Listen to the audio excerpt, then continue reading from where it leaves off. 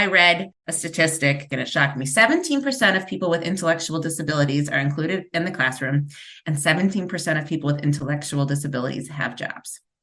And I thought that was such an interesting correlation. So that means there's really only 17% of people out and about intermingling with the neurotypical population. So yes, there's a misunderstanding of Down syndrome.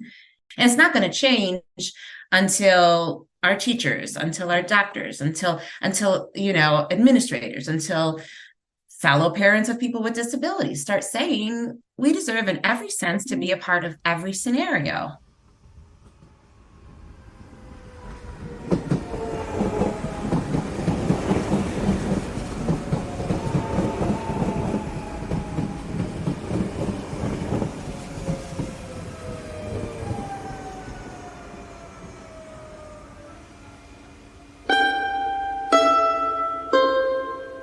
Welcome to Towards a Kinder Public, a podcast dedicated to designing kinder public space that better meets our interconnected needs. I'm Kevin Castle, and along with Annie Chen, we are Kinder Public. This episode is continuing the fourth season of this podcast, which takes a close look at the interweaving of social, spatial, and organizational exclusion. Our conversation with Emily Mondschein, the executive director of GiGi's Playhouse Buffalo, continues today as she shares more strategies for inclusion and more about her incredible work on disability rights. Emily works at the forefront of the disability inclusion, education, and supports movement in the United States. She is also the proud mother of 2 boys, one born with Down syndrome. She has a master's degree in education and has founded 2 not-for-profits that serve individuals with Down syndrome. She currently serves as the executive director for GiGi's Playhouse in Buffalo, New York, and she is a member and leader on multiple councils, local and national, that support individuals with disabilities. She is passionate about inclusive education and supports schools in providing these learning environments. She has advocated to the United States Congress on behalf of individuals with Down syndrome and is currently working on legislation to better impact the lives of the disability community. In this episode, we talk about some of the reasons that the Down syndrome community is not equitably accessing public space. Emily explains how discriminatory policies impact individuals with Down syndrome in the early stages of life, the powerful role that early education should perform to radically improve inclusion for all disabled and neurodiverse individuals, and why written guidance specifically pertaining to disability supports and awareness for the Down syndrome community is an important step forward. My 5-year-old makes an appearance during our interview, only to take my iPhone, so you'll hear that too. I'm really honored to share the second part of this conversation with Emily Mondschein. Thank you so much for joining us. I would not be surprised to overhear someone saying, but I've never seen an individual with Down syndrome in my community. Not in the gym, not in the grocery store, not at the dog park, not at my workplace, and not in my children's school building. And then assume that individuals with Down syndrome are not able to take part in those community resources or occupations and have no interest in being there. I imagine this assumption is reinforced by a lack of visibility during our childhoods in our early learning environments as well. Speaking from my lived experience as a parent, and also as someone with a professional interest in how public space works for all people, the Down syndrome community is made up of people with a lot of varied interests and talents. Is Down syndrome misunderstood by our society? Which we have already established that it is, to the extent that individuals are excluded from participation. What is going wrong with our shared use of public space? Well, as you said, our shared use of public space, well, that starts from the very beginning, right? And in our doctor's offices with these conversations. And when these conversations are causing people to make decisions that can't be reversed, we have less people with Down syndrome, right? So I believe the number is we have a 33% reduction rate in the population. Part of the reason people aren't seeing people with Down syndrome is because it's not as common as it could be. It's a condition that's the most common condition. Beyond that, when we're not creating an environment where when we have a 5-year-old or a 4-year-old going into preschool or going into kindergarten, we have a huge table of people fighting over whether this child should be in the room as opposed to a segregated setting. I mean, what do we expect? We're in the very beginning, when it's the most easiest, most basic that any teacher could do, we're putting them elsewhere. So we're starting there. Mm-hmm. And then we're telling parents of neurotypical children, please do your child a favor and talk about disability with them. Please teach them how to do this. Teach them that these children are just like them, but have differences. But yet we're not putting their children with these children. Right. To some degree, I blame the parents of neurotypical children if they're not having conversations, but we can only expect so much when parents of children with disabilities aren't advocating for their children to be in society with everybody else. It's such a sensitive topic. And I understand that we're afraid that we're nervous to put them in places where we feel like maybe they won't get the supports they need. And I'm rambling a little bit because I'm passionate about this one, but it starts at the very beginning. I read a statistic and it shocked me. 17% of people with intellectual disabilities are included in the classroom, and 17% of people with intellectual disabilities have jobs. And I thought that was such an interesting correlation. So that means there's really only 17% of people out and about intermingling with the neurotypical population. So yes, there's a misunderstanding of Down syndrome. People think they're fun-loving, happy people who are like kids their whole lives. A lot of people think that. Not everybody. That's wrong to say that, but it's a common stereotype or misconception on the population. And it's not going to change until our teachers, until our doctors, until administrators, until fellow parents of people with disabilities start saying we deserve in every sense to be a part of every scenario. Right. I would like to just break down a couple of the really important points you just made for people who may not have children or may not have children with disabilities or intellectual disabilities or developmental delays, and who may not have personal experience with an individual with Down syndrome, which, as you mentioned, they may not have because there is a reduction in pregnancies when a possible intellectual disability has been identified by your physiological condition during pregnancy, if that's the accurate way to say it. So when we're saying that people are not included, or only 17% of people are included in the classroom, and we're talking about the very earliest stages, we're talking about preschool and kindergarten, right? Yes, right. We're talking about 4 and 5-year-olds. Or, you could even go further back. I've heard of daycares not being able to take people with disabilities into their settings. And what is it that we are suggesting that kids can't do as 4-year-olds, let's say, that the general education neurotypical kids can do as 4-year-olds? Math? Is it chemistry? Is it physics? Right, right. What is it that they can't do? Well, sometimes, the potty training thing comes up, which we know we can't. It's discriminatory. It's illegal to not allow access to a classroom because you're not potty trained. That's a physical disability, right? Or right. delay. And there are supports and there are supports we can provide to make that process really developmentally appropriate for the person with the disability. So, but that's one, I don't know what, like weakness in muscle, maybe. I was once told by an integrated program that my son might not be a good fit because when they walk out to the playground, he won't be able to use the stairs like everybody else.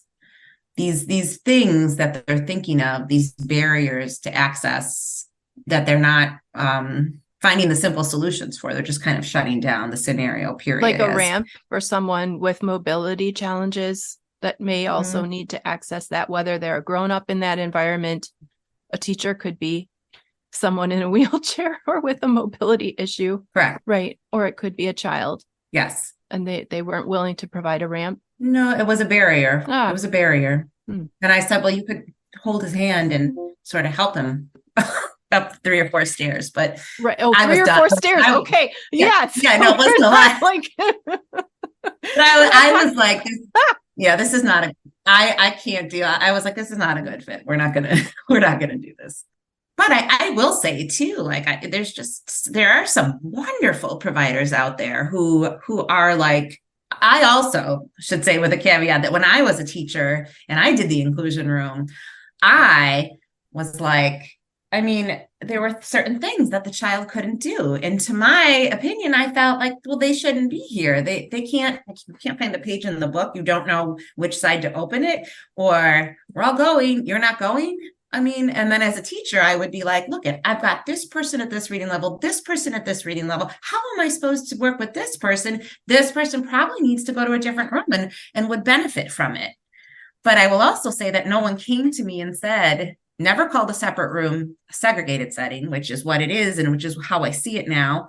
mm-hmm. But never came to me and said, other students will learn from this person who is different. Mm-hmm. And this is a social injustice. And nobody brought these points to me, so I didn't see it. And then when I had my son and I went to a conference, I wanted to just sit there and sob because I was like, oh my gosh, I totally missed this. I did this for a long time and I didn't see it. It was like such a thing went off in me. Right. But did you have support along with the child in the classroom that needed that extra care? I did. But it oftentimes felt like, it was just too much, like mm-hmm. the behavior was too much, or it was taken away from me, or the special education teacher didn't have enough supports. Maybe the special education teacher didn't have enough supports to handle this, or, I think it was just a lack of us sitting down and saying, well, we can properly support this student within the classroom. This is how it should be. I guess we didn't see that this is how it should be. What we saw was that they should be in a different setting, because that's why those settings are there. Those settings are there for people who don't learn at the same pace as everybody else. Mm-hmm. For low students. For low students, is that what you said? Yes. Ah. Common phrase. The student is so low. I've heard it so much. I had said it myself as well. The student is so low. How can I teach reading? They're so low. Mm-hmm. They're 3 grades below grade level. Mm-hmm. So I remember that person in me. So when I see now, I understand. I absolutely understand the pressure but I also understand, and I'm here to say that there are different ways to do it. And here is your support. And here is how you can include students with disabilities, or, Because you never had a picture of what it could look like, right? Or what it should look like. No. There was no picture of that alternative. Right. Mm-hmm. And I also remember on the inside what was going on in the self-contained rooms. I'm thinking, that's not the same as what's going on in the gen ed setting. And so when I had my son, I thought, I don't want him to be in the self-contained room, because I know it's different in there. Mm-hmm. I know there's more behaviors. I know the curriculum is not as diverse. I know it's like their own world. And I know how the students react to them when they show up, because they're not around all day and then they just show up for art, and nobody can make meaningful connections. And they almost stand out more, because why weren't you here all day? Why are you just popping in for art? I haven't seen you all day, and yeah. You don't know how to interact with me, and I don't know how to interact with you. Right. But I know you're different. That's why you just came for only 45 minutes. Mm-hmm. Mm-hmm. And you're probably less than me because you're not in my room, which is a great room. Yep. Mm-hmm. And I've heard kids say, I don't want to go in there. I feel I'm embarrassed. I don't want to go in that separate setting. I feel embarrassed. I feel dumb. Mm-hmm. It's sad. It's horrible. Mm-hmm. Yeah. So I think this is a really important thing that you're describing, which is this segregation when we're young and we have the brain that is ready to build bridges, to learn things, to stretch. And we don't have that opportunity to interact. And then when we are grown-ups, we see the same pattern represented because no one had that opportunity when they were children.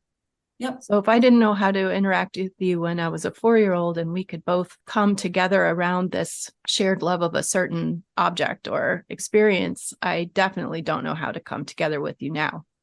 No, I know. It's so hard. It's so tough. Mm-hmm. And then, the reality is everyone's going to be disabled. Yes. So you're also going to have a society that's not so kind to you when you're 70 or 80, because Right. you're not used to people being out and about, having to wait for you, having to hold the door, all these things, because we're not sympathetic, compassionate, or even just understanding of it. Mm-hmm. We've had a couple moments in the past where I've talked with people about the process of inclusion. And one of those people was Janae Romano, who is an advocate for people with complex communication needs, particularly within the Rett syndrome community. Oh, wow. And Rajiv Fernandez, an architect and artist activist, and Dr. Rose Perry, a neuroscientist and physiologist, and they co-founded a toy company that is trying to improve representation in our media and access to toys. And it's very interesting because everyone, and now this includes you and your expertise on inclusion and education and the Down syndrome community, everyone agrees that it happens when we're young, it happens when we're kids, and if it's truly a societal value, then we implement it when, as you said so beautifully, it's easy to do because we have a group of people who are all developing together. Completely. Yeah, this has just been an amazing discussion. I think that we've established that the way that we format early education and the way that we fail to integrate children is one of the obstacles to inclusion that we've created. Is that the primary obstacle? Or just to kind of wrap up that idea, are there other things that we're doing that are not allowing individuals with Down syndrome to be more present and participative in our public space? So those are always the things that is the main thing to me, is inclusion, because that is the system through which people come together from a young age regularly. They spend more time in school than at home. But that being said, sometimes, it's hard. You probably know this as well. It's hard to take your child out into the community, or certain places just aren't feasible for your child. And so you might not bring them because it's not an enjoyable experience for you. Maybe you don't want to walk from all the way to the back of the parking lot into the store. Or maybe it's too chaotic in the store. Maybe it's too bright in the store. Maybe all kinds of things. And ADA did a lot to make public spaces more accessible.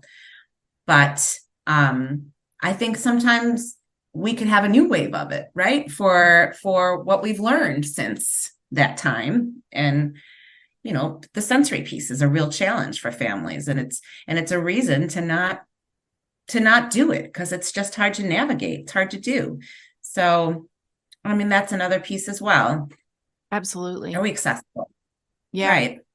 Yeah, definitely. And I know there's handicap parking, but you got to go through a lot to get a handicap. You got to jump through, and there's only 2 spots. And right. But our kiddos with Down syndrome, they tire easily, and they're boys. I shouldn't even say this. It sounds like but I do see that, especially the young boys from 4 to 8 are more erratic behaviorally. They're just more likely to run off, or they're more active. And so navigating them from the end of the parking lot into the store, into the shopping cart, through the store, it's not going to be possible. It's for some families, it's really challenging. So what can we do for those people? Because they should be able to leave their home. Yes, absolutely. I think that the way that we arrange parking, the way that we arrange traffic, the way that we continue to privilege cars over human movement is a huge issue. And it's a safety issue. That's a great way to put it. Right. I mean, Yeah. and it's a safety issue for all kids. But, if you have a child that needs more supervision, more careful supervision, then you're exhausted. You're just exhausted trying to move through that space, just as you said. And yes, I think the sensory thing is huge. We know a lot about lighting. We know a lot about sound. We know that we need to move into spaces with less stimulation. All of us do, and it's really interesting to me that we put the burden on the child or the individual that is stressed or the individual that is exhausted. You could be an older person. You could be, a person who's dealing with chronic illness, and we put the burden on those people. I know. Who are together collectively probably greater than the so-called typically abled community at any given time. Say, you're just going to have to cope because you're not. Yeah. This is your problem. I know. I shouldn't be sweating by the time we leave Wegmans, our jobs. It's not a physical activity. Right. Right. Exactly. So that's a piece to it as well. Mm-hmm. Not the biggest piece, but certainly a piece. We've talked a lot about education already, but I just wanted to ask if there's any other comments that you want to make that we haven't covered up to this point. I want to say something I was thinking about when I said this idea that younger kiddos, especially a lot of times I see it more in boys than girls, the erratic behavior piece.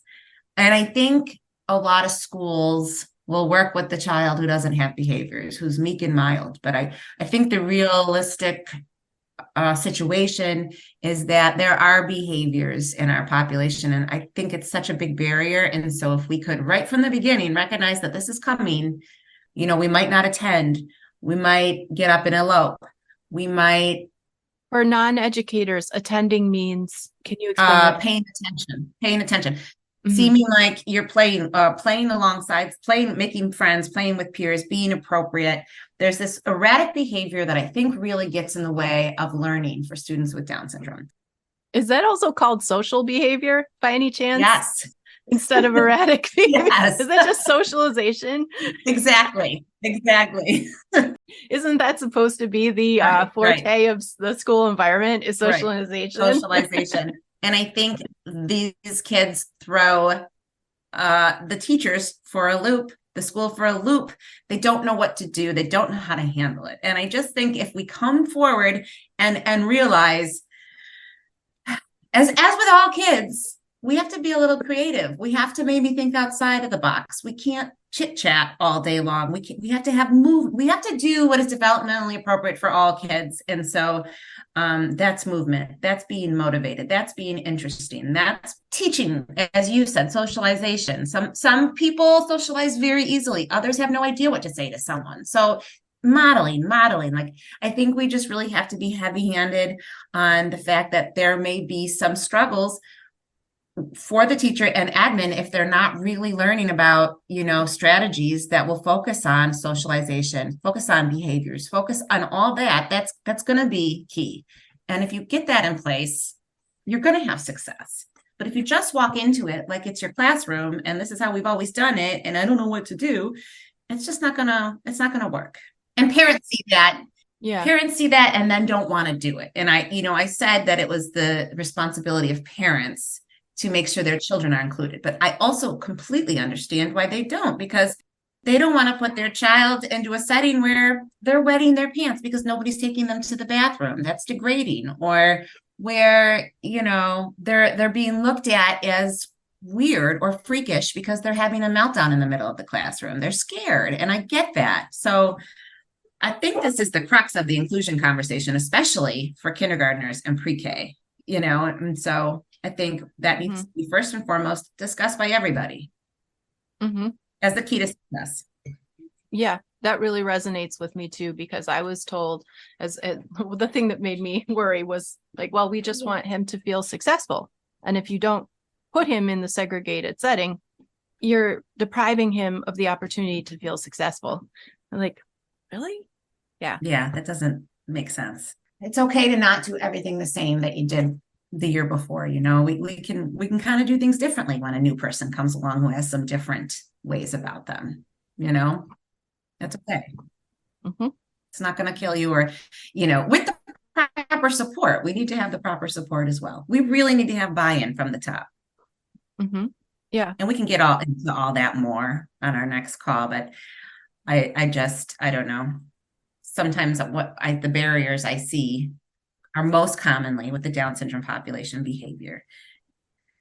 And, maybe people don't realize that. Maybe they're expecting this kid because we don't know about Down syndrome. So maybe they're expecting this loving social kid who's going to be just fine. And I think that's where the fall off happens a lot.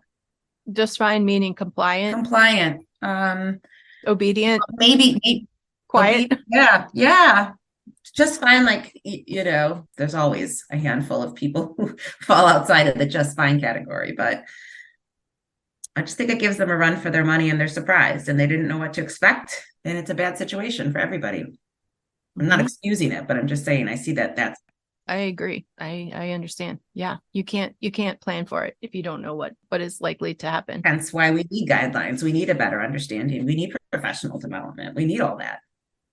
Mm-hmm. Yep. That's great. Thank you so much for sharing all of those ideas and your expertise. Absolutely. I'm really looking forward to our next conversation about the guidelines that you have developed. Yes, I am as well. I'm excited for that. This was wonderful too. You beautifully stated various statements or questions that you were going to ask me, but I appreciated the way you sort of recapped each one or pulled back, and explained things that you forget sometimes that not everybody is cued in to the topic, or, not everybody lives the life. I'm glad if that was helpful. Yeah. I just see the top of his head. I know. Just some hair sticking out. There he is. There he is. Buddy. Say hi.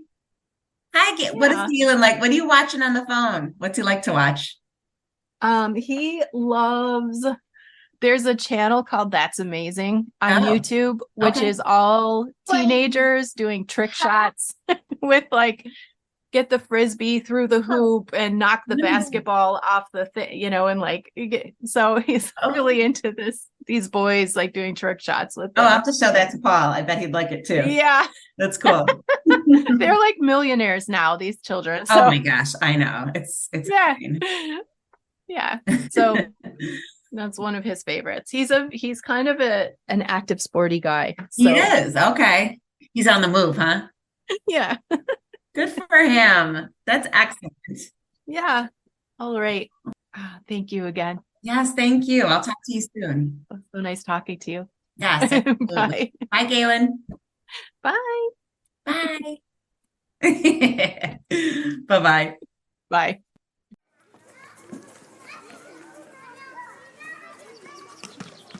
Thanks for joining us.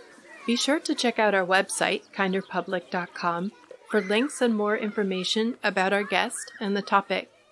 A full transcript of the conversation can be found on Kinderpublic's podcast page. Captioned episodes of all of our interviews are also available on our YouTube channel, where we are at Kinderpublic. We are also on Instagram, Facebook, and Twitter. We'd love to hear from you there. Please share the episode, subscribe to the podcast, and leave us a rating and a review. This helps us make our message more visible, and we really appreciate your support. I'm Kevin Castle, and my guest has been Emily Mondschein, Executive Director of GiGi's Playhouse in Buffalo, New York, and a member of the National Down Syndrome Society's Inclusive Education Guidelines Working Group. Our conversation will continue in the next episode. Please take extra care. We'll meet you back here next week.